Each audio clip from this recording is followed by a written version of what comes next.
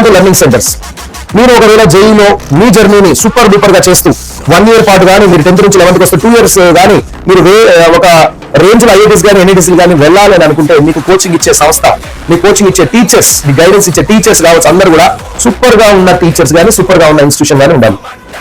So అలాంటప్పుడు మాత్రమే మనం ఫ్రీగా చదువుకుంటూ, హ్యాపీగా చదువుకుంటూ, ఎటువంటి ప్రెజర్ లేకుండా మోటివేషన్ తోటి వాళ్ళు మనల్ని ముందరికి తీసుకెళ్తారు. కాబట్టి ఆ ఇంట్రెస్ట్, సబ్జెక్ట్ పైన ఇంట్రెస్ట్ కలగడం వల్ల మనమే చదవడానికి ఇష్టపడతాం.